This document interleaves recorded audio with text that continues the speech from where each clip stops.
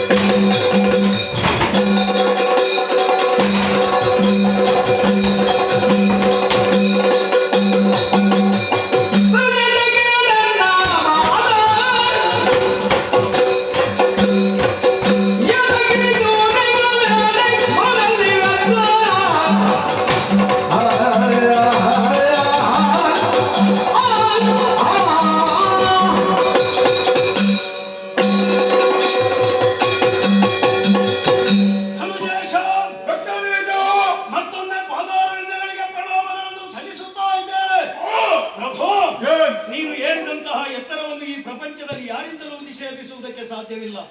ಕುಲೋನ್ನತಿ, ಬಲೋನ್ನತಿ, ವಿದ್ಯೋನ್ನತಿ, ಉನ್ನತಿ ತ್ರಯಗಳನ್ನು ಕುರಿತು ಎಂದಾದರೆ ಆತ ಔನ್ನತ್ಯವನ್ನು ಪಡೆಯುವುದಕ್ಕೆ ಸಾಧ್ಯ. ಇದಕ್ಕೆ ನೀವೇ ಜ್ವಲಂತ ಸಾಕ್ಷಿಗಳಾಗಿದ್ದೀರಿ. ಕುಲದ ವಿಚಾರವಾಗಿ ಹೇಳುತ್ತಿದ್ದರೆ ಪವಿತ್ರವಾದಂತಹ ರಾಕ್ಷಸ ವಂಶದಲ್ಲಿ ಹುಟ್ಟಿದವರು. ವಿದ್ಯೆಯ ವಿಚಾರವಾಗಿ ಹೇಳುತ್ತಿದ್ರೆ ಸಕಲ ವೇದ, ಶಾಸ್ತ್ರ, ಪುರಾಣ, ಇತಿಹಾಸಾದಿಗಳನ್ನು ಕರಗತ ಮಾಡಿಕೊಂಡವರು. ಬಲದ ವಿಚಾರ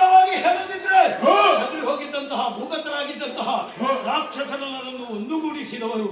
ಬ್ರಹ್ಮದೇವರನ್ನು ತಪಸ್ಸಿನ ಮೂಲಕ ಮೆಚ್ಚಿಸಿ ಯೋನಿಜರಿಂದ ಮರಣ ಇಲ್ಲ ಎನ್ನುವಂತಹ ಅವರ ಪ್ರಸಾದವನ್ನು ಪಡೆದವರು. ನೀವೀಗ ವ್ಯಕ್ತಿಯಾಗಿ ಉಳಿದಿಲ್ಲ, ಪ್ರಪಂಚದಲ್ಲಿ ಶಕ್ತಿಯಾಗಿ ಮೆರೆಯುತ್ತಾ ಇದ್ದೀರಿ. ಅಂತಹ ನೀವು ಹೆಣ್ಣಿನ ಬಗ್ಗೆ ಆಸಕ್ತಿಯನ್ನು ತಳೆದವರಿದ್ದೀರಿ. ಪ್ರಭು, ಯಾವ ಸಂದರ್ಭದಲ್ಲಿ ಹೆಣ್ಣಿನ ಬಗ್ಗೆ ಆಸಕ್ತಿಯನ್ನು ತಳೆಯಬೇಕಿತ್ತೋ ಅಂತಹ ಏರು ಯೌವನದ ಸಂದರ್ಭದಲ್ಲಿ ದಟ್ಟವಾದಂತಹ ಅರಣ್ಯವನ್ನು ಸೇರಿ ಬ್ರಹ್ಮನನ್ನು ಹರನನ್ನು ತಪಸ್ಸಿನ ಮೂಲಕ ಮೆಚ್ಚಿಸಿಕೊಳ್ಳುತ್ತಾ ಇದ್ದವರು. ಯಾವ ಸಂದರ್ಭದಲ್ಲಿ ದೇವತಾರಾಧನೆಯನ್ನು ಮಾಡಬೇಕು ಅಂತಹ ಈ ಇಡೀ ವಯಸ್ಸಿನಲ್ಲಿ ಹೆಣ್ಣಿನ ಬಗ್ಗೆ ನಿಮಗೆ ಆಸಕ್ತಿ ತಳೆದಿದೆ. ಪ್ರಭು, ಒಂದರ ಬಗ್ಗೆ ನಾವು ಸರಿಯಾಗಿ ತಿಳಿದರೆ ಅದು ಕ್ರಮ ಎಂದಾಗ್ತದೆ. ವಿಪರೀತವಾಗಿ ಅರ್ಥೈಸಿಕೊಂಡೆವು ಎಂದಾದ್ರೆ ಅದು ಭ್ರಮೆಯಾಗುವುದಕ್ಕೆ ಸಾಧ್ಯ. ನೀವು ಭ್ರಮೆಗೊಳಗಾಗಿದ್ದೀರಿ ಎನ್ನುವ ಹಾಗೆ ನಾನು ಯೋಚಿಸುತ್ತಾ ಇದ್ದೇನೆ.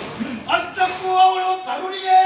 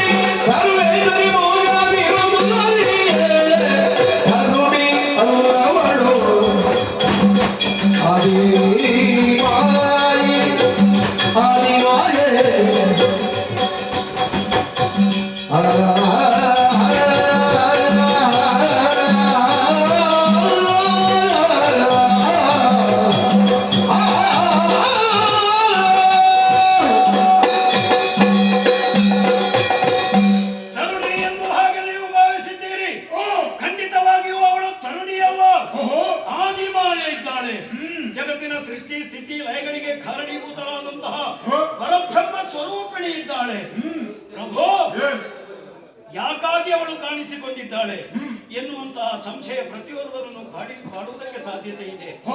ಹಿಂದೆ ನಮ್ಮವರೇ ಆದಂತಹ ಮಹಿಷಾಕ್ಯನ ವಧೆಗಾಗಿ ಒಮ್ಮೆ ಈ ಪ್ರಪಂಚ ಮುಖದಲ್ಲಿ ಕಾಣಿಸಿಕೊಂಡಂತಹ ಅವಳು ಪುನರಪಿ ಗೋಚರಿಸಿದ್ದಾಳೆ. ಕಾರಣ ಮತ್ತೆ ಏನೂ ಅಲ್ಲ, ರಕ್ಕಸರಿಯಾದಂತಹ ನಮ್ಮಿಂದಾಗಿ ಇಡೀ ಪ್ರಪಂಚದ ಸ್ಥಿತಿಯೇ ಹಾಳಾಗಿದೆ, ಸಮತೋಲನ ತಪ್ಪಿ ಹೋಗಿದೆ. ಗೋಬ್ರಾಹ್ಮಣರನ್ನು ನಾವು ಹಿಂಸಿಸುತ್ತಾ ಇದ್ದೇವೆ, ಯಾಗ ಯಜ್ಞಾದಿಗಳನ್ನು ಕೆಡಿಸುತ್ತಾ ಇದ್ದೇವೆ. ಅಷ್ಟು ಮಾತ್ರವಲ್ಲದೆ ದೇವಲೋಕವನ್ನೇ ಸ್ವಾಧೀನ ಮಾಡಿದ್ದೇವೆ, ದೇವೇಂದ್ರನನ್ನು ಪದಚ್ಯುತಗೊಳಿಸಿದ್ದೇವೆ. ನಾವು ಮಾಡಿರುವ ಅಪರಾಧ, ನಮ್ಮಿಂದಾಗಿ ಪ್ರಪಂಚದ ಸ್ಥಿತಿ ಹಾಳಾಗಿದೆ. ಅದನ್ನು ಪುನರಪಿ ಸಮಸ್ಥಿತಿಗೊಳಿಸುವುದಕ್ಕಾಗಿ ಆದಿಮಾಯೆ ಗೋಚರಿಸಿದ್ದಾಳೆ ಅನ್ನುವುದರಲ್ಲಿ ನನಗೆ ಯಾವುದೇ ಸಂದೇಹವಿಲ್ಲ. ಇದಕ್ಕೆ ಬಲಿಷ್ಠವಾದಂತಹ ಉದಾಹರಣೆಯನ್ನು ನಾನು ಕೊಡುವುದಕ್ಕೆ ಸಿದ್ಧರಿದ್ದೇನೆ. ಪ್ರಭೋ,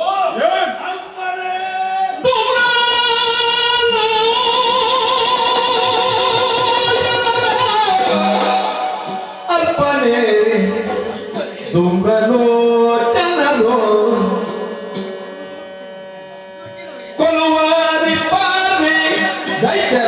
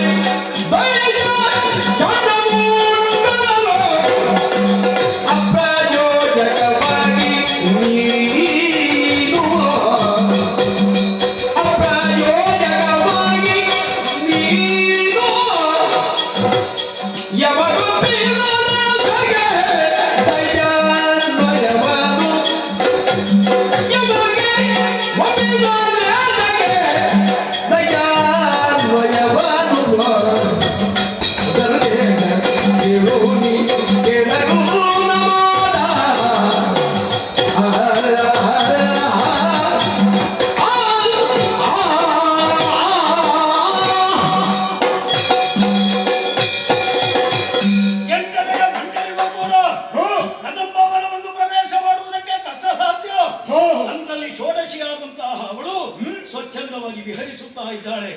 ಅಷ್ಟು ಮಾತ್ರವಲ್ಲದೆ ಧೂಮ್ರಲೋಚನನನ್ನು ನೀನು ಯುದ್ಧಕ್ಕಾಗಿ ಕಳುಹಿಸಿದೆ. ಅಪ್ರತಿಮ ಬಲಶಾಲಿ ಸೇನಾಧ್ಯಕ್ಷರಾದಂತಹ ಧೂಮ್ರಲೋಚನನ ಪರಿಸ್ಥಿತಿ ಏನಾಯಿತು? ಕೇವಲ ಹುಂಕಾರ ಮಾತ್ರದಿಂದಲೇ ಧೂಮ್ರಲೋಚನ ಮಾಡಿದ. ಅದಲ್ಲದೆ ಅಖಂಡ ಬ್ರಹ್ಮಚಾರಿಗಳು, ಬ್ರಹ್ಮದೇವನವರ ಬಲಾನ್ವಿತರು, ಚಂಡಮುಂಡರು, ಅವರ ನಾಶವೂ ಆಗಿದೆ. ಅಷ್ಟು ಮಾತ್ರವಲ್ಲದೆ ಪ್ರಭು, ನೀನು ಸಂಧಾನಕ್ಕಾಗಿ ಸುಗ್ರೀವನನ್ನು ಕಳುಹಿಸಿದೆ. ಸುಗ್ರೀವ ಬಂದು ಹೇಳಿದಂತಹ ಮಾತುಗಳಾದರೂ ಏನು? ಕೇವಲ ಒಂದು ನಗುವಿನಿಂದ ಆತ ಹತನಾದ, ಮತ್ತೊಂದು ನಗುವಿನಿಂದ ಆತ ಪುನಃ ಚೇತನಗೊಂಡ. ಹಾಗಿದ್ರೆ ನಿಗ್ರಹ ಅನುಗ್ರಹ ಶಕ್ತಿ ಇರುವವಳು ಅವಳು ಎನ್ನುವುದು ನಮಗೆ ವೇದ್ಯವಾಗುತ್ತಾ ಇದೆ. ಆದ ಕಾರಣ ಕೈ ಮುಗಿದು ನಿಮ್ಮಲ್ಲಿ ನನ್ನ ಪ್ರಾರ್ಥನೆ ಮತ್ತೇನು ಅಲ್ಲ,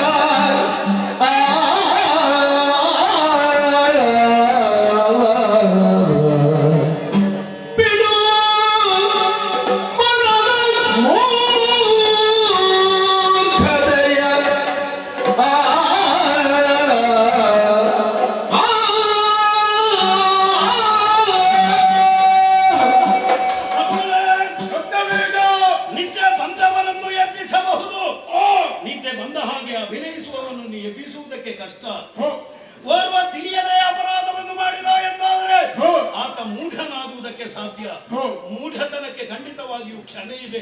ತಿಳಿದು ಓರ್ವ ಅಪರಾಧವನ್ನು ಮಾಡುತ್ತಾನೆ ಎಂದಾದರೆ ಆತ ಮಾಡುವುದಕ್ಕೆ ಸಾಧ್ಯ? ಹ್ಮ್. ಖಂಡಿತವಾಗಿಯೂ ಕ್ಷಮೆ ಇಲ್ಲ.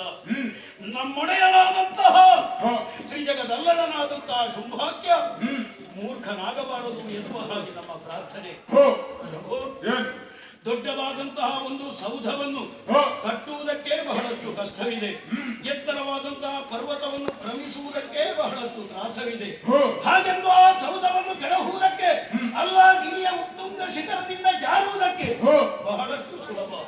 ನೀನೇ ಕಟ್ಟಿದಂತಹ ರಾಕ್ಷಸ ವಂಶ ಎನ್ನುವಂತಹ ಮಹಾ ಸೌಧ, ಅದನ್ನು ನೀನೇ ಕೈಯಾರೆ ಕಡಿದು ನಾಶವನ್ನು ಮಾಡಬಾರದು, ಕೈಯಾರೆ ನೀನು ನಾಶಕ್ಕೆ ಪ್ರಯತ್ನವನ್ನು ಮಾಡಬಾರದು ಎನ್ನುವ ಹಾಗೆ ನನ್ನ ಪ್ರಾರ್ಥನೆ. ಪ್ರಭು, ಬ್ರಹ್ಮದೇವನ ವರವರವಾಗಿ ಏನು ಯೋನಿಜರಿಂದ ಮರಣ ಇಲ್ಲ. ಕಾಣಿಸಿಕೊಂಡಂತಹ ನಾರೀಮಣಿಯ ತಂದೆ ಯಾರು, ತಾಯಿ ಯಾರು ಎನ್ನುವಂತಹ ವಿಚಾರ ನಮಗೆ ತಿಳಿದಿದೆಯೇ? ಹಾಗಿದ್ದರೆ ಅವಳ ಯೋನಿಜೆಯೇ ಸರಿ. ಇದುವರೆಗಿನ ವ್ಯವಹಾರದಿಂದ ನಮಗೆ ಅರ್ಥೈಸಿಕೊಳ್ಳುವುದಕ್ಕೆ ಸಾಧ್ಯ. ಅವಳನ್ನು ನಾವು ದುಡುಕಿದೆವು ಎಂದಾದರೆ ಅದೆಷ್ಟೋ ವರ್ಷಗಳಿಂದ ರಾತ್ರಿ ಹಗಲು ನಾವು ದುಡಿದು ಬೆಳೆಸಿದಂತಹ ರಾಕ್ಷಸ ಸಾಮ್ರಾಜ್ಯ ನಾಶವಾಗುವುದರಲ್ಲಿ ಸಂದೇಹವೇ ಇಲ್ಲ.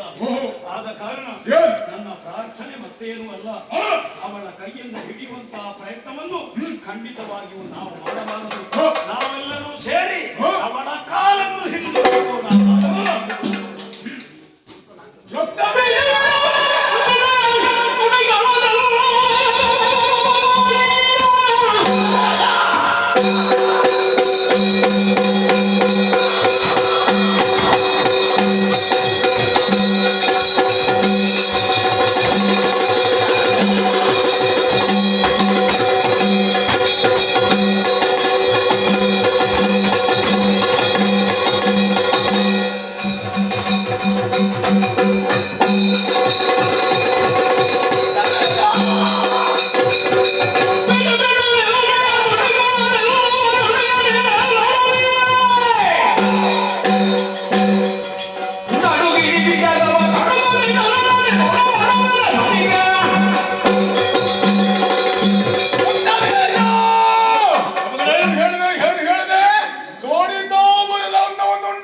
ಚೋಡಿತಾಪುರದ ಕಿರೀಟವನ್ನು ತಲೆ ಮೇಲೆ ಇಟ್ಟುಕೊಂಡು ಕೇವಲ ಹೆಂಗಳರಾಗೆ ಮಾತನಾಡ್ತಾ ಇದ್ದಾನೋ, ಆ ಹೆಣ್ಣಿಗೆ ಹಿಡಿದಂತ ಇದ್ದಾನೋ.